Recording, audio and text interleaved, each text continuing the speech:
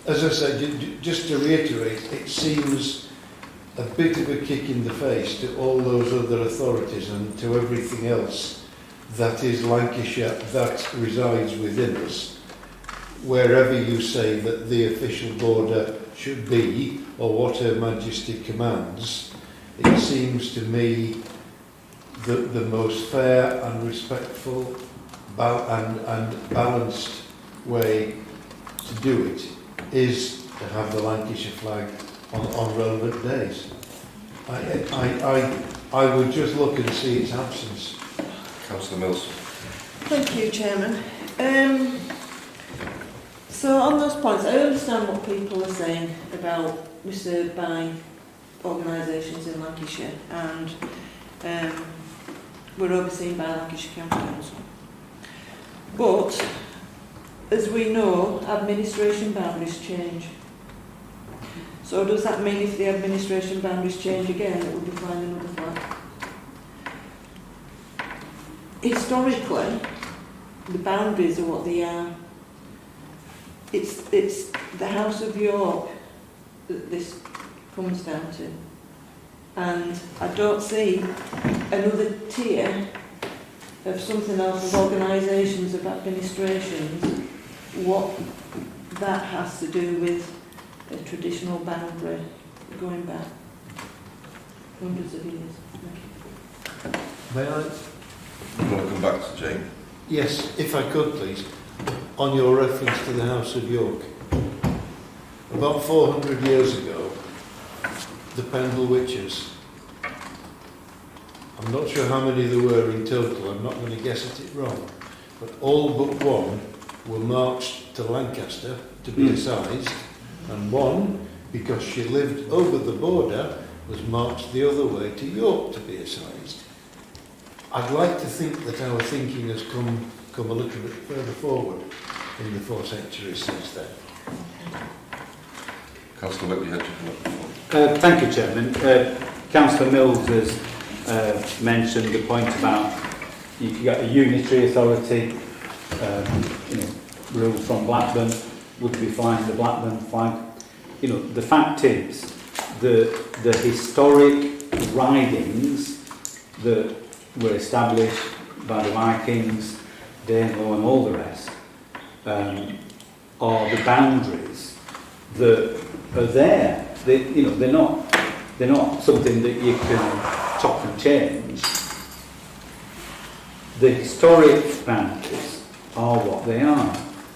Now, Councillor Church refers to the Lancashire people, and it's a kick in the teeth for them.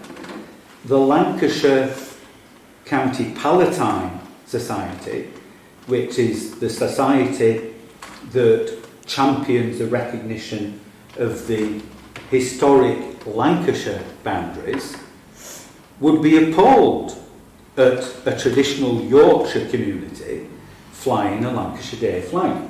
Because the reason why there's a Lancashire County Palatine road sign at County Brook is because the Lancashire County Palatine people feel equally strongly that the ancient boundaries of Lancashire should be respected, and hence, Barrow-in-Furness, that peninsula historically is recognised as part of Lancashire. So, it would be a kick in the teeth to go against what they want, because we thought, it doesn't really matter, and we'll fly a Lancashire flag. As I said, the town council, I said earlier on, celebrates the fact that we are border country. We use the red rose emblem and the white rose emblem, and I'll put what I said earlier on in a different way. I very much regret that this town council is rehearsing yet another chapter in the War of the Roses. I think it's divisive, it's unnecessary, and we've got far better things to be talking about. I'm not going to move that we put the vote, but I think we really ought to put this behind us and to continue without, upsetting a load of people and you know, it's not been an issue for the last 20 years, and I don't see why it should become an issue now. Can we have a resolution on this? Please? We've already got one from Conher. Just bylaw. Okay, do we have a second of that? Chris Church. All those in favour say aye. I do as well. It's 5. 6 against. Those against? All those against? Oh, 5. I'm abstaining. And abstain.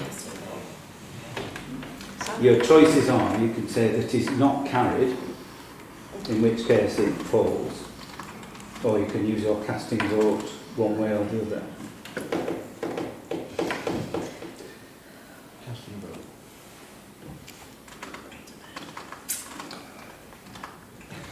Yeah, carried. Shame. Use the casting vote. so purchase and flag. No, the resolution was to purchase it. There's no point purchasing it if we don't fly it. Well, that's the point that was made earlier on. That's the third now. That's fine. Item 13 is flag raising. To consider arrangements for raising the flags. Chairman, I think both Councillor Hurd and I asked for this. Okay. We agreed to purchase various flags to commemorate national days for, well, previously, I mean, the first one we got was Councillor Tom Whip organised the Red Duster for Merchant Navy Day, and then more recently we got the White Ensign for Trafalgar Day, we've got the Battle of Britain, and so on and so forth. The procedure has been to raise those flags on the Saturday prior to the day in question, and chatting at one of the events, you call it an event, I think it was a Red Duster, and I took a picture. There were 4 of us there, maybe 5, and I said, well, really, we ought to have, you know, if it's a town council event, and we ought to sort of have some formal protocol as a town council for such flag raising. So I think, Chairman, you know, people aren't available necessarily, but you know, should put it in the calendar, and Chairman, the town council of the day, if possible, should be there, or Vice Chairman, you know, perhaps an outing for the chains or something like that. I'm not suggesting we make a big do of it, but I think we ought to make something of it, because we're doing it. Yeah. And I won't go down the L word. But, yeah. This is that big. Okay, so the resolution is to come up with a formal procedure for flag raising days. Yeah, we just have a protocol. Yeah. So we invite members of the town council, anybody else that wants to join, in a short ceremony at a specified time on the specified day. Yeah, I can send you a list of dates. They do them on a Saturday over in a year bit, where they're attended by quite a lot of people from Barnoldswick included. So I wondered whether it'd be worth doing them in Barnoldswick on a Sunday, so I said people to attend both.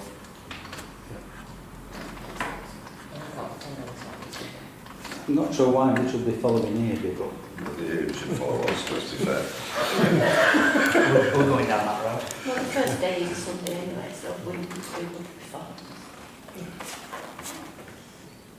Okay, yeah, fine. We did Yeah. in the afternoon, we did in the Yeah, morning. and we have a second, obviously, seconding that. And all those in favour of that?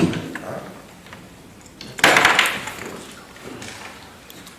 Item 14, public space protection orders for parks and social sports grounds. To consider the review of the current PSPO for parks with the addition of that an offence is committed on failure to provide a name and address or give a false name and address when requested by an authorised officer or agent of the council. Councillor Wick. Question 3 you said to the clerk. Is this a full review of the PSPOs or just the policy on the Let me look. It's- names and addresses? They are now up for consideration. The orders were signed and sealed in January 2019 and lasted 3 years. As a result, they are now up for consideration for renewal. This email is the first step in consultation process for renewal for a further 3 years. So it's basically saying you may want to propose new provisions or locations. In doing so, bear in mind that we need to evidence that the behaviour we want to prevent is having to or likely to have a detrimental effect on the quality of life of those in the locality, persistent or continuing nature and unreasonable. So we wanted to add locations. You could answer that at this point. But it says we also need to show that what is included in the PSPO is reasonable and enforceable. Full details and plannability of the orders can be found by clicking on the PSPO orders. There are currently 2 new proposals for consideration. The first one is to add Blackwall, which particularly affects us. And the second one is to add a provision that an offence is committed on failure to provide a name and address or to give a false name and address when requested by an authorised officer or agent of the council.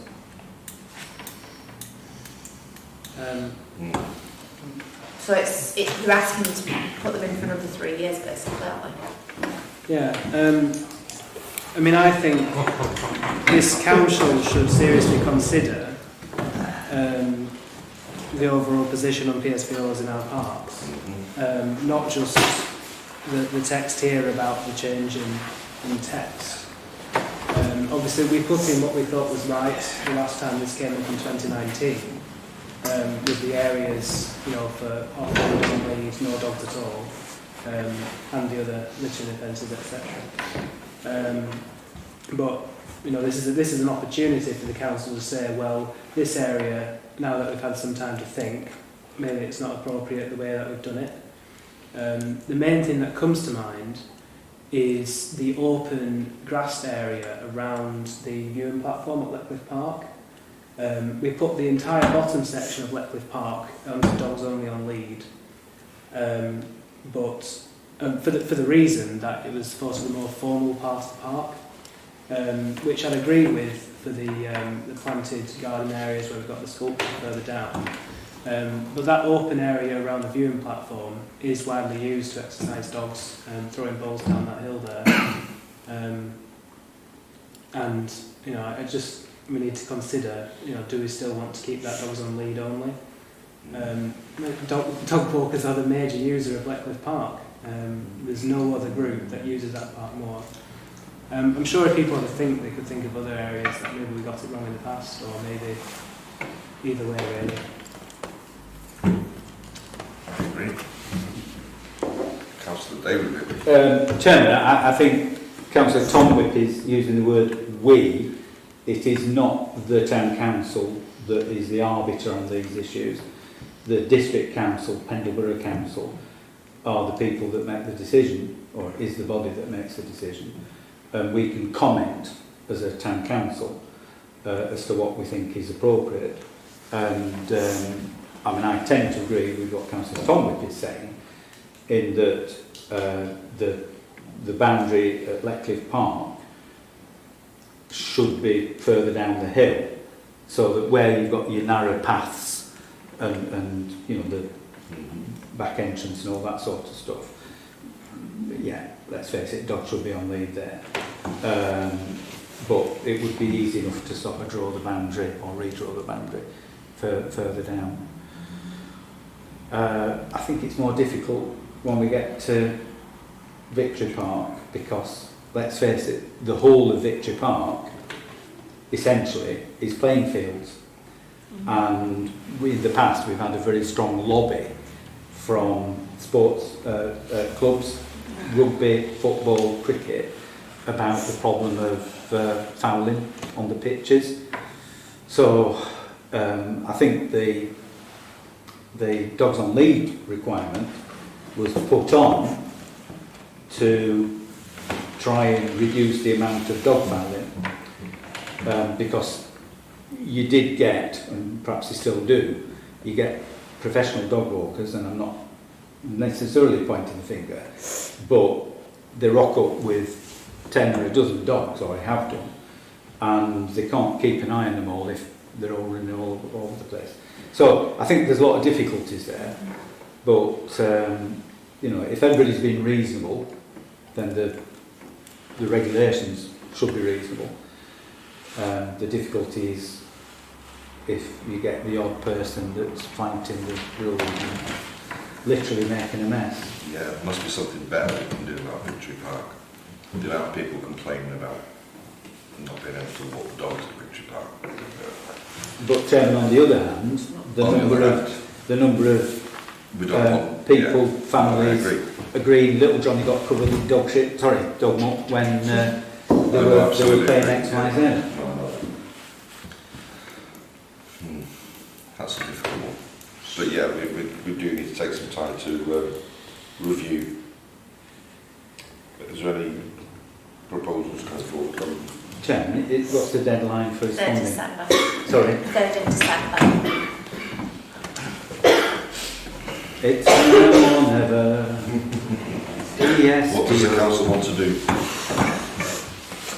Well, Chairman, I'll support Councillor Tom Whip's proposal Okay. to request that the boundary at Lecture Park should be redrawn to Extend. whichever way it Yeah. is, the area around the viewpoint.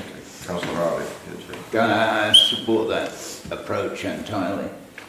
Since we're asked to comment only, and since the requirement is for Pendle to determine what's in the PSPO, and they are responsible for enforcing it, I would comment negatively that adding to make it an offence to give a false name and address is something that's totally unenforceable. I mean, you know, even the police can't sort of enforce it when you stop for driving and they say, well, you know, what's your name and address, and you give them a false one. Yeah. Yeah, it's something that's totally unenforceable as far as I can see, and you know, it is only something that's going to cause even more fractious confrontations between the general public and already over-efficient enforcers, as far as I can see. My comment on that would be, you know, put it in at your peril. You know, you guys, if you like, are responsible for it, and you're responsible for enforcing it. We don't think it's a good idea, or at least I don't think it's a good idea, and I would be quite happy to say that to Pendle, you know. But I think Tom is right. It is an opportunity to redraw the boundaries in some of the parks, and I think Tom's proposal relating to the area around the viewing area at Leckliffe is a perfectly valid one. Yeah. Especially with the work that's going to go on up there. Yeah, that's right. Yeah, you know, they're going to be taking part of it away, if you like, for access to Park Hill. Councillor Mills, you had your hand up as well. Just one thing on the name and address, giving details and things. I did a little bit of research on that last night, and I am conflicted with it. I got two different variations of what's law and what isn't law about giving it. So maybe we could seek some clarification on what it is, because I really don't know. I got one thing that's saying it was a criminal offence, and you're in bother if you don't give it. Another To one police. is saying that it's against human rights. If a policeman asks you for your name and address, it's a criminal offence not to give it. But for a council enforcer, it's not necessarily. Yeah. I would say.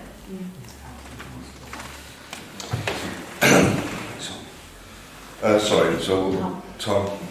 The other area that I was thinking of, which could do with the Lions rejigging, is maybe Valley Gardens. Currently the entirety of Valley Gardens is all dogs on lead.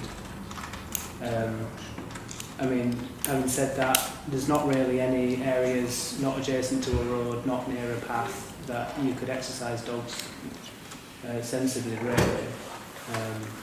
But if we wanted to, I don't know, put a fence in around a section in the future, you'd need it to be in the PSVO for that to happen. A dog exercise Yeah, area. which section? My question about Valley Gardens is why is it in there in the first place? There's not a lot in Valley Gardens. There's the playground area, which obviously... It is a park. Yes, I know, but... Yeah, but there's an awful lot, if you like, associated with the PSPO that isn't spelt out in detail, like the dog fouling provisions.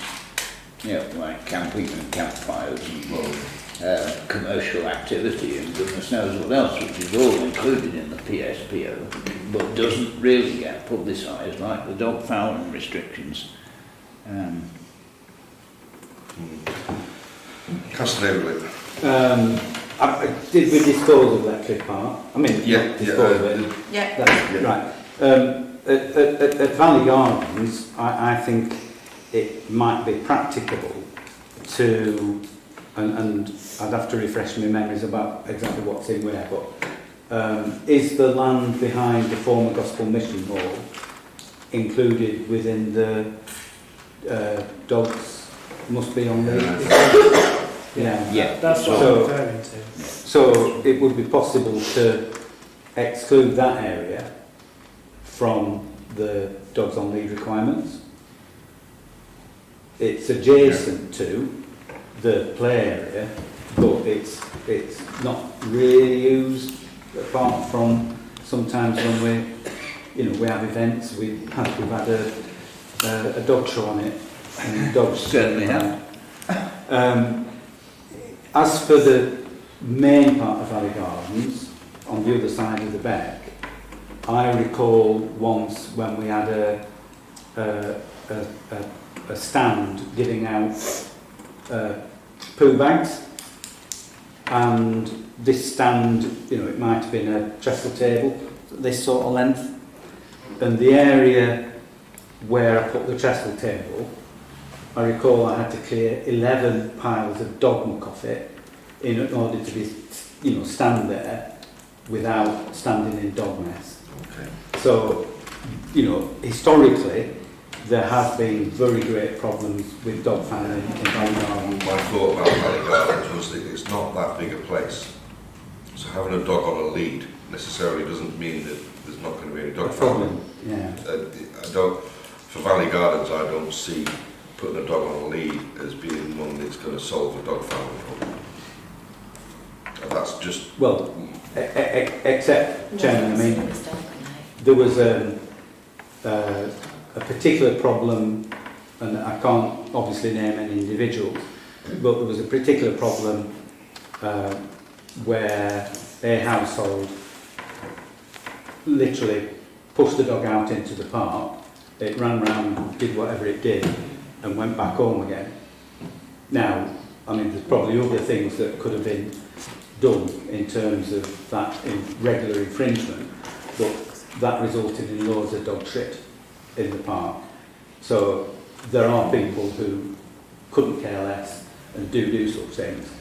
So, that's the argument in favour of having that requirement.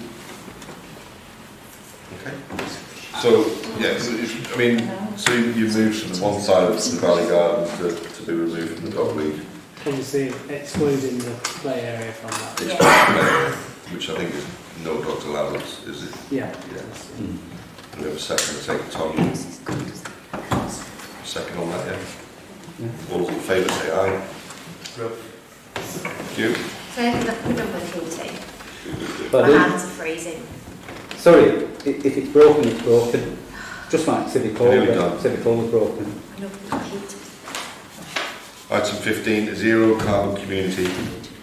To consider how Chairman, sorry, yes. Chairman, if Joe's freezing, I can go and get a heater. No, it's all right. I'm No, just asking. I won't be a It's tip. all right. They're just I'm round the just right corridor. faster. Sorry. So item 15, zero carbon community, to consider how Barnoldswick can become a zero carbon community. Discussion to include consideration of use of renewable energy sources, elimination of food waste, local public composting facilities and achieving a plastic-free environment. These discussions to be complement to the Town Council's participation in the public sector decarbonisation scheme, which is the subject of a resolution at the General Purposes Committee. Councillor Whip. Thank you, Chairman. I think you've neatly encapsulated what we need to do, and I'm not suggesting that we can come up with all the answers this evening. And I think this is a stage on the journey. It's not the beginning of the journey because the Town Council has been active in terms of reducing its carbon footprint. We talked about Christmas lights earlier on. Way back when, the Town Council got rid of all its incandescent bulbs, replaced them with much less energy consuming LEDs, and that at the time was quite a significant step, and quite controversial as well actually.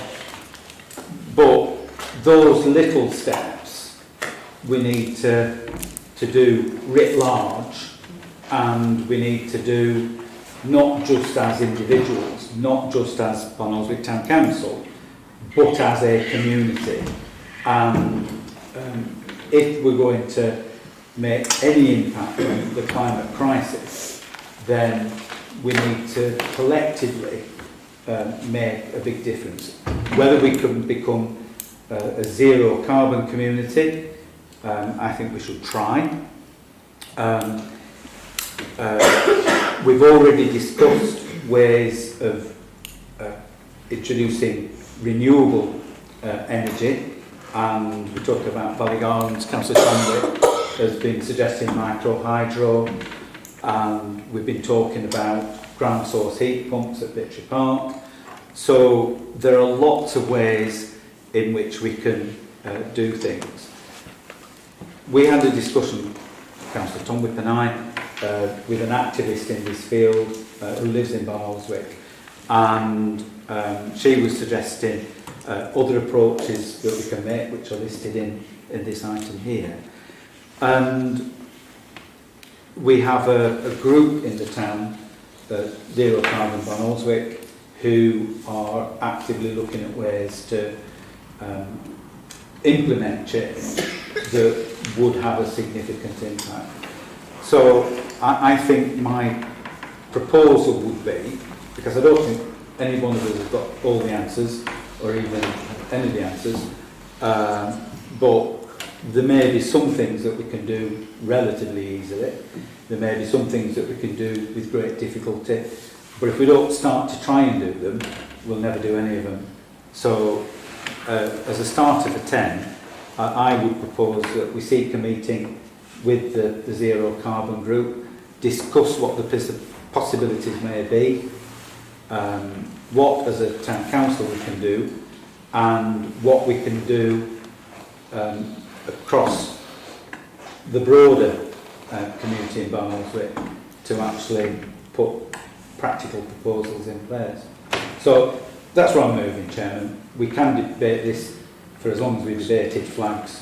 I think we should debate it for 6 times longer than that debate.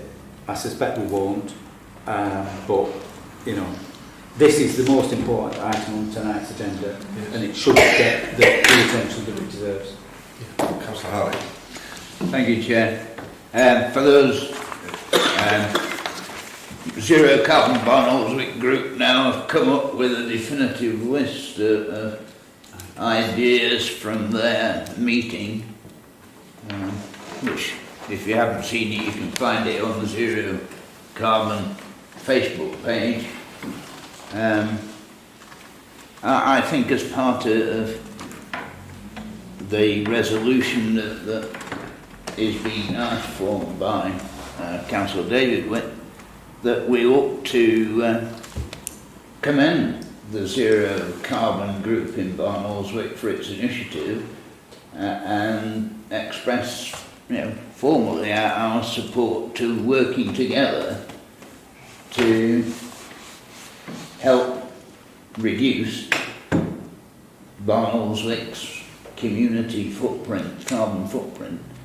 I agree totally with what Councillor David Whip has said in terms of what we, the council, can do and how we can help.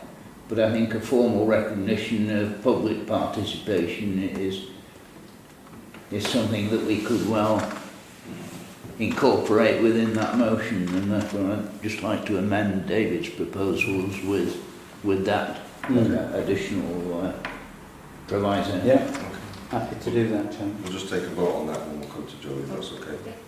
Sorry, what your David's proposal then, your amendment? Well, I'm is it- incorporating that. Yeah. The second then, so all in favour say aye for that. So seek meeting with the Zero Carbon Group, commend the group for its initiative with formal aim to work together to reduce carbon footprint. That's all right? I think we can finesse the resolution. Yeah. It wants to go the other way around. Yeah, it does, yeah. Barnoldswick Town Council commits itself to, and then seeks a meeting with, Councillor Hall. Obviously, with the climate that we're in at the moment, hopefully will come forth government grants for private homeowners and things like that to make a point of trying to, if we get any public knowledge of that, to put it out to the public. Any knowledge of anything like that. sorry, Chairman, I don't know whether Councillor Hoyle is asking a leading question. Not really, just for us to try and promote any schemes that the government or anybody has. Chairman, I mean, You know what I mean. Yeah, it takes a while. the reason why I'm asking if it's a leading question is you're probably aware that the government announced some funding for installing ground source heat pumps, and they start at sort of £15,000. Given that most of the tourist houses in Barnoldswick couldn't have their own ground source heat pump, and you probably struggle, given the insulative qualities of tourist houses, you'd probably struggle to have an effective air source heat pumps. I think what the government are doing is offering grants to their rich cronies. I think of a different word, don't use the word cronies. There are many Supporters. But, you've got to be well heeled to be able to do it. And I think that's misguided, and one of the things that would make a huge difference is improving insulation. Having those higher levels of insulative...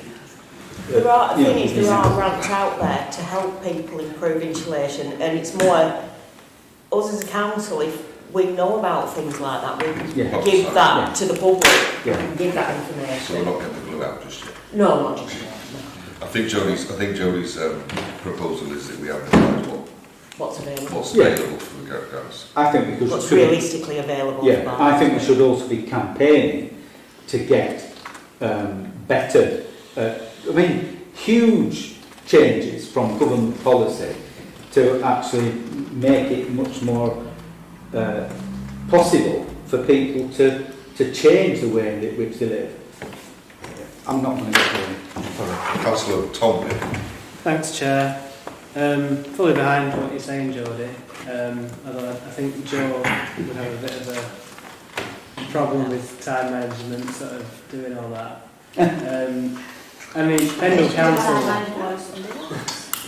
Pendle Council does have a PR team who are sort of paid to push those sort of things to the government.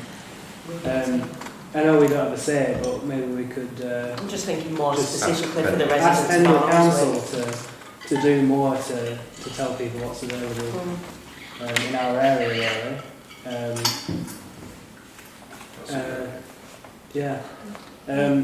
Other thing, I put a motion to the full council at Pendle a couple of months ago now, which was supporting the right to a local energy supply.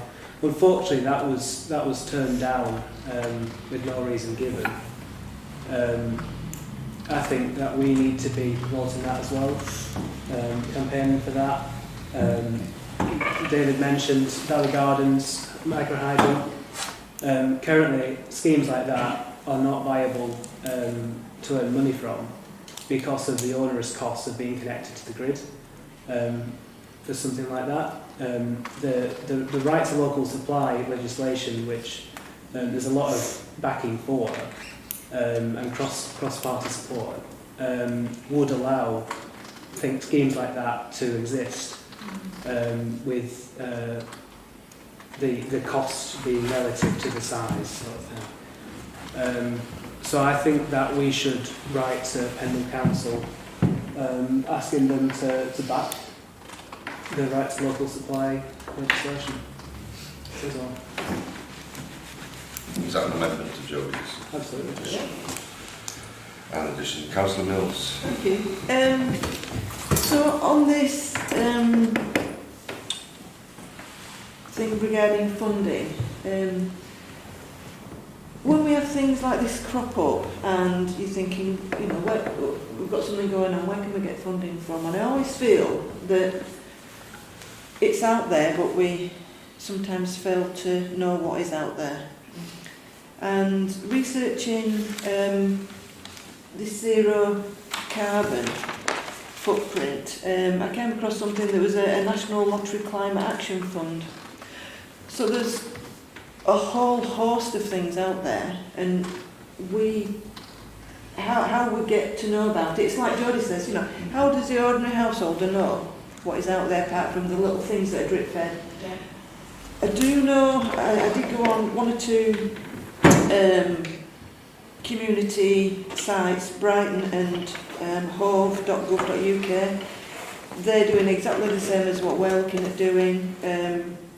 They've highlighted different headings with subsections, all the different things encompassing the whole remit of what you can do to reduce your carbon footprint. And one of them, they had managed to get some funding from like a county council. So county councils are getting funding, and they're drip feeding that funding down to other lower organisations. So should we be getting hold of Lancashire County Council and saying, what is there out there? What can, you know, what are you getting? Let's push them into it, you know. Let's say, you know, what are you doing? And then let's have that information. Include Lancashire and Pendle at the same time. Yeah.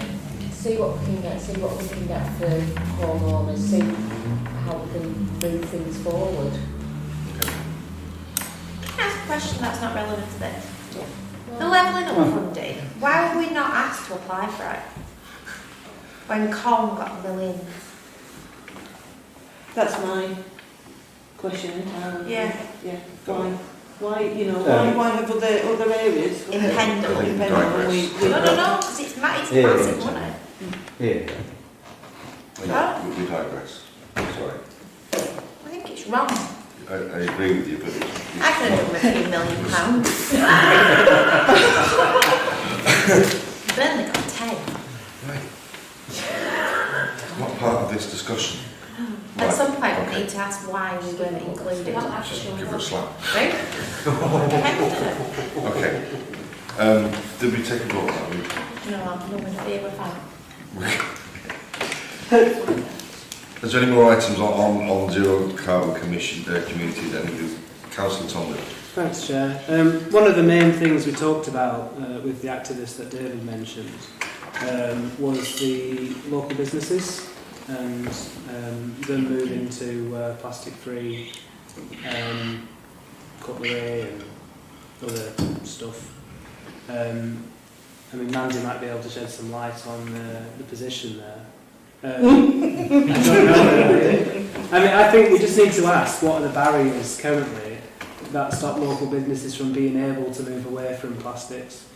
You know, is it just cost? Is it, There is a lot of cost involved in it. yeah. A lot of the wooden things or the eco-friendly are a lot more expensive, but they are phasing out like the plastic ones now and bringing in more of the wooden, so it just means that businesses will I thought that would be the case, yeah. I mean, I also wonder if this council should look at any ways it could support that transition. I mean, if there was a possibility of bulk buying to bring the cost down and then reselling at cost to the businesses, you know, looking into the legalities of that. Anyway, we could support that. Really. Yeah. I agree we need to support it, but I'm not sure about bulk buying. I know that there are businesses in town that are offering discounts for people that bring their own cups in, for example, for a coffee. Perhaps maybe bring a plate in, I guess. Bring your own packing up box. Yeah. We do have quite a few that come in the morning with the kids packing up boxes, but that's just as they've run out of stuff.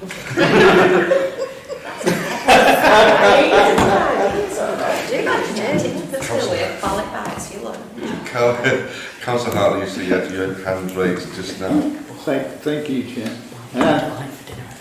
I'm totally amazed that everyone seems to be climate emergency aware at the moment, and COP26 is going on and receiving loads of publicity.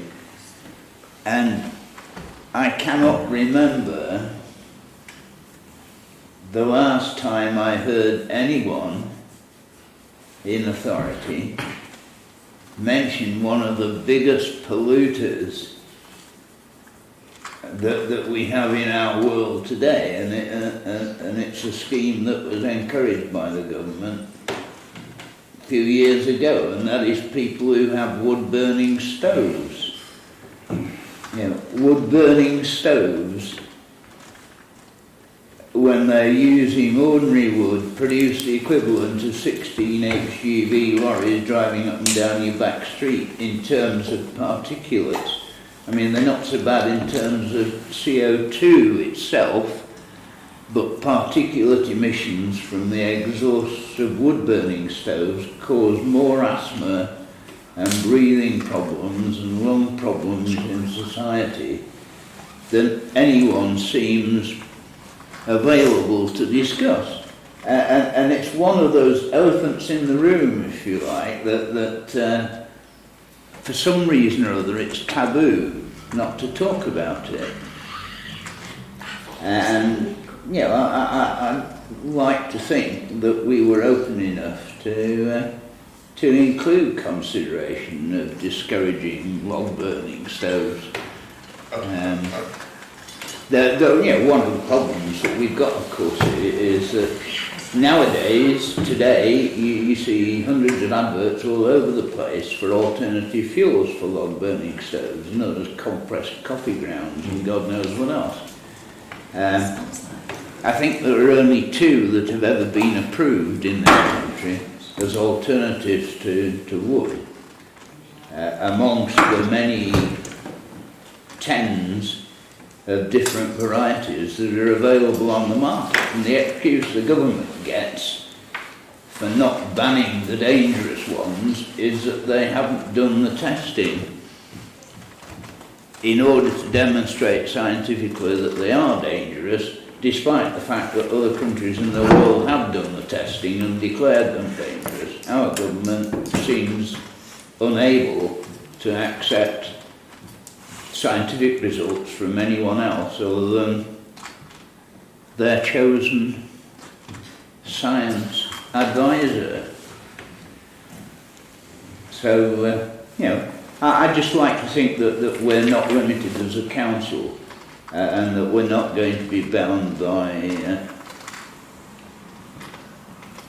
the thought of being unpopular by discussing and talking about these things and recognising the fact that there are problems that aren't being discussed that should be. Yeah, absolutely. Yeah, thank you. Councillor Church.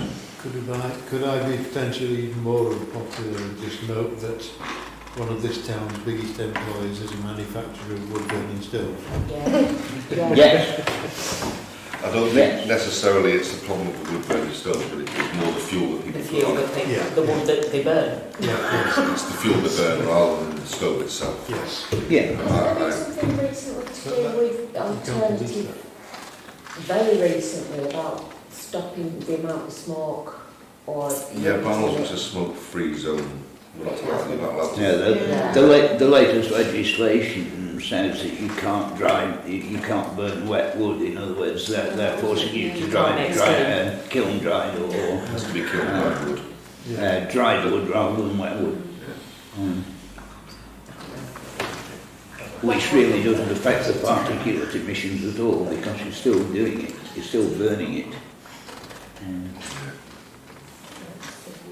Any more on this subject before we move on? Councillor David. If I may, and I think, Chairman, the brief discussion that we've had has highlighted how we soon, I mean, excluding Joe's contribution about the levelling up fund, Sorry. you know, we've run off at a tangent. I mean, you know, Ken's example of wood burning stoves. I think we as a society, as a community, as a town council, we risk sort of getting diverted into little side shoots rather than addressing the fundamentals. And you know, let's face it, we cannot address the fundamentals because it's up to government, it's up to international endeavours and COP26 and all of that. People, you know, individuals really struggle to understand what difference they can make, literally what difference can they make, even if their entire life is turned upside down by trying to reduce the carbon footprint. And it is a real struggle, and I internalise that. I mean, I'm a great believer in the maxim that Gandhi came out with. If you want to change the world, you start with yourself. And I think if, as a society, people looked at that, then there would be some hope. Change ourselves, change the way that we do things, change the way that we can, the influence that we can bring to change things for the better. And hopefully the rest of the world is doing the same thing. But if we don't start to do it, you know, why should some poor village in India make any changes? We are rich. You know, we have consumed billions, trillions of tons of carbon establishing the infrastructure, the society that we've got. And we live on the anyway, yeah, sorry. We need to up us game massively, and if we can make a change here in Barnoldswick, that's what we should do. Yes. Sorry if you're using my phone, the alarm's going off at work. That's what it is.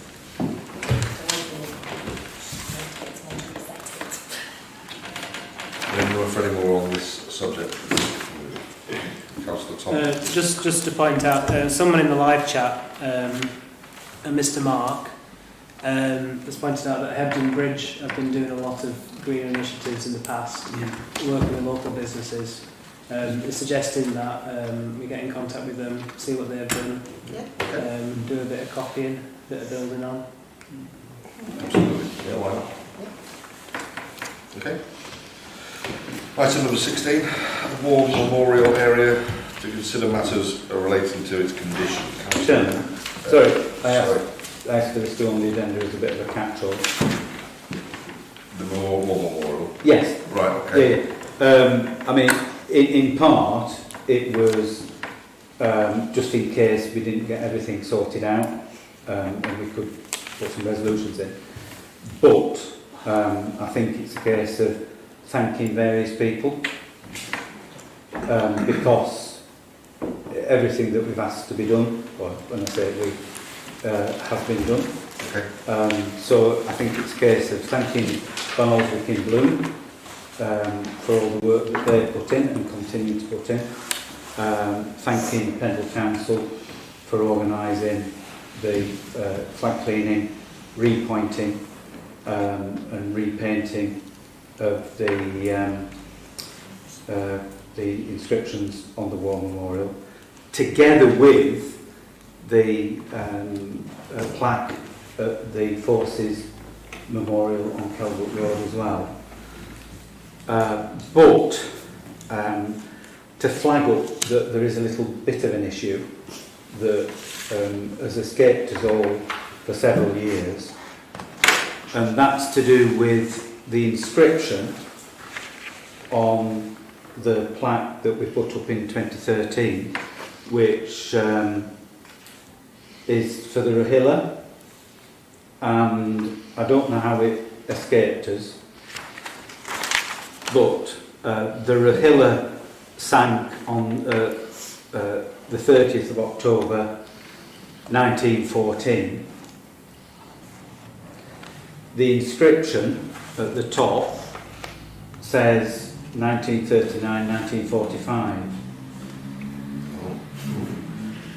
And there are several of us around the table who are guilty of not having spotted this at the time. It's 8 years ago since we did it, and I think we should just make some inquiries as to how we might rectify this error. So it's thanks. Where is it? Can we, on the new plaque that we put up in 2013? Where is it? No, where is it though? The one. Oh, right, go back, sorry. Just, Yeah. Never seen it. okay. Councillor, change your mind. Or you're just going to say exactly that? Okay, fine. Councillor Harley? So I was just going to second that, unless I think Councillor Colleague Harley was said already yeah. done that. Yeah, all in favour, say aye. I just have one more suggestion about the War Memorial before we move on. I had a walk around the other day and it's really nice. There's lots of things in there, but what I did notice there was a lot of in other areas there are additional plaques for people from their locations that have been to other wars and sadly not come home. Is it worth the Town Council looking into finding out if anybody in Barnoldswick has been sadly taken in other wars and maybe raising a plaque at the War Memorial for them as well? Yeah. Yeah. How would we know? Say again? How would we know? It's just a science and probably a good place to start. Yeah. We could get some chance to look at this in doing the order of service. I had a look into the history of the cenotaph of when it was actually up at Lecford Park and when it come down, and got the dates of how long it was up there and when it came down. And obviously this year's 100 years of the RBL. It's not next year, it's the year after that the cenotaph is 100 years old. So we could look at doing something then and having all more into one. Yeah. Councillor Harley? At the same time that we updated the War Memorial in 2013, we did add names of additional people who had died during the First and Second World Wars, whose names had been, for whatever reason, not put on the original memorial. But the research that was undertaken at that time covered all conflicts from 1800 onwards, so it went back through into the Napoleonic Wars. And as far as I'm aware, you know, there were no additional names, if you like, that belonged to the Barnoldswick Memorial, or should have been on the Barnoldswick Memorial, prior to the Second World War, even the Spanish Civil War, which preceded it slightly. But as far as I'm aware, you know, research from 1800 was done at that time, and I have no reason to suggest that it wasn't as well researched as... From 1800 to 2013? Well, from 1800 to 2013, yeah. Still worth looking into.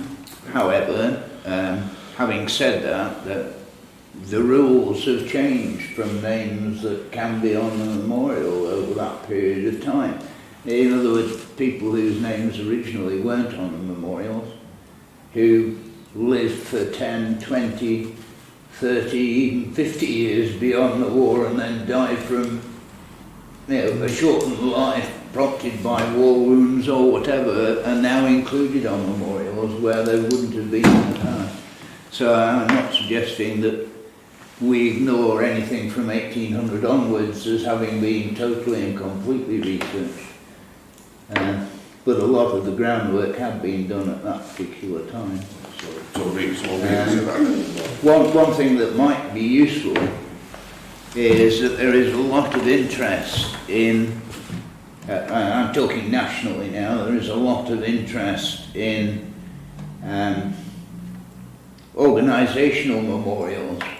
In other words, you find scattered throughout the town, and Barnoldswick is no different. I know of at least 3 other memorial plaques that are associated with, say, working men's clubs or whatever, where they have their own sort of little internal memorial.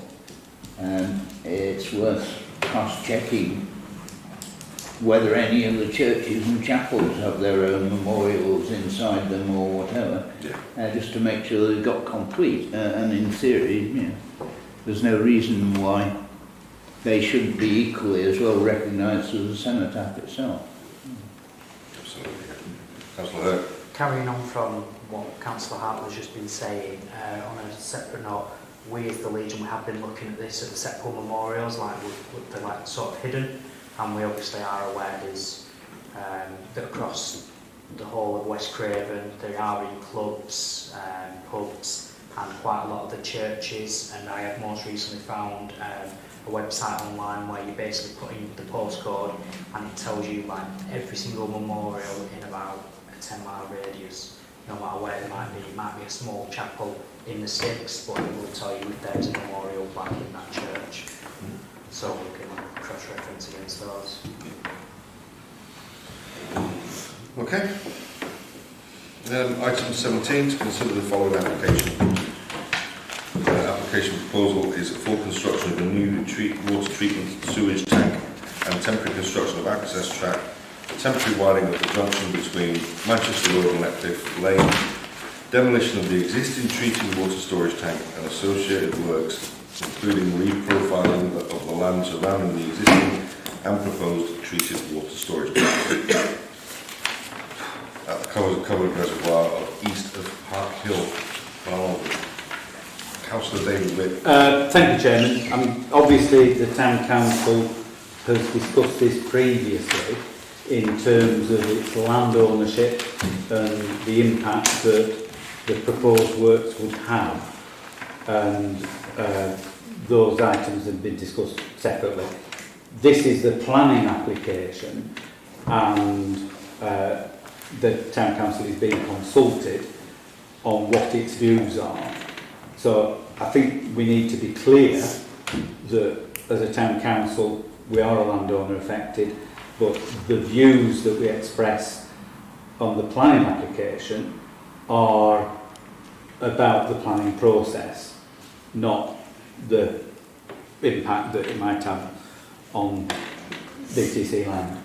And the impact that the application would have on residents and other people affected is what we have to have at the forefront of our minds. So the first thing I think that we need to consider and make comment on is the impact, the immediate impact on the residents downhill from this scheme, where if you look at the sections, the profile of the new reservoir, the people on Park Road will be faced with a very steep slope going up from the back of their houses to accommodate the new profile of the underground reservoir. It's not that the reservoir is being buried in the hillside, it's sort of like the reservoir is sort of half in the hillside and half extending the hillside, if that makes sense. So I mean, I think one of the comments that the Town Council should make is the adverse impact on residents immediately adjacent to the new construction, and that needs to be taken into account through the planning process. And then I think there are two further things. In terms of construction traffic, and we're aware that the proposal is for the construction traffic to come through Letcliffe Park, there's an area immediately as you come into the park off Manchester Road, where the driveway is only the width of a vehicle, and on the left-hand side coming in, the banking is higher, and on the right-hand side, the ground slopes away and the grass runs down to a lower level. And in that section, there isn't really an acceptable alternative for pedestrians. So during the course of construction, there ought to be adequate provision for pedestrians using Letcliffe Lane as an access to the park, within the park. The Letcliffe Lane is wide enough, comes to a gate hole, what was a gate hole, it narrows down, and then further on it broadens out and you've got options. But on that short stretch, there aren't any. So Yorkshire Water ought to put in a pedestrian path as part of the plans. And then the other thing, Chairman, they've got a temporary access that they are proposing onto Manchester Road, which is an improvement because the current one is unacceptable. As landowners, we've discussed it previously, but we're not having the landowner act on, we're having consulting on a planning application. So I think as a town council, we ought to say that access ought to be constructed to a standard which would allow its continued future use if there was a further planning approval for its continued use. I understand we don't own that piece of land. It doesn't matter. We're talking about a planning application, Yeah. and we're saying, well, I think we should say that if they're going to put an improved access onto Manchester Road, that should be of sufficient standard to become a permanent feature in due course. Councillor Heard? No, does Yorkshire Water own that land? No. Neither of us own it, so Doesn't matter. we don't own matter. Yorkshire Does. Water. It's immaterial to the planning application. And who owns the also, land. what's the impact from the hillside? You're saying that on the people on into Park Road, they're going to struggle from the hillside. What's the impact of that on them? I don't see any. It's a impact. view. What they can see out the back at the minute is a hill. The hill's going to be closer to the house. Nobody's entitled to a view from the house. Sorry, no one's entitled to a view from the house. That is what we will talk about. That's what. But, Chairman, we're here to represent the residents of Barnoldswick, which include residents who live on Park Road, who, deserve us sticking up for what they think is important. Councillor Mills? Thank you. I concur with Councillor Whip on the things that is being talking about, those points there. Just on the visualisations, when we had that meeting previously, virtual, Yeah. I asked them if they would provide a visualisation from the houses, from that banking. And when you go online and have a look on the planning application, they are not there, they're not. So we ideally want to see a visualisation. So we want to see a visualisation. One of the, I think it was a comment from one of people in residence or on Park Road, and said something about I'm looking onto a red brick building, will that building still be there? All that is going to change. They're actually flat. Am I right in thinking they're flattening the first one and building the second one? So all that is going to change, and all we've got are two views from Letcliffe Park. Yeah. And Park Hill. Yeah. So you're not getting what we really were asking for. And the other thing is, I was led to believe there were going to be consultations with public and councillors in an open session with all the details there, and I've not seen anything provided about that. So quite disappointed in the fact that the information that we require has not been given to us. So it's really difficult for us. You know, we have to represent, try and think how the residents are feeling. You know, but what we can press for is what Councillor Whip has said on those previous points. Any more for any more? Okay, smashing. Are we voting, Chair? Sorry, yeah, it's late. It's almost 9 o'clock. Sorry, so I have amendment to David, so I'd say you're seconding David's comments, yeah? You know, would like to see some visualisations before the actual decision is made, and to give some information on the consultation that people are going to be. I'm more than happy to accept that as part of the proposal, and so you've got like 5 points. Yeah. Thank you very much. All those in favour say aye. Thank you very much. I do apologise. Item number 18, correspondence items for information. None. Councillor Whip, have we had any more from the chat? There is a bit of correspondence. Samuel Bennington says, sorry, I'm about to sneeze. Did he? Been watching these meetings for a while. I feel very represented. Excellent. Only friends. No? Aren't you that comment last year? He is now. Thank you very much for the comment. Thanks, Samuel. We all appreciate it. Check some reports. On that then, if there's no other comments from anybody else, we will call that a good evening, and thank you very much for attending. Thank you, Chair. I'm lasted on one battery.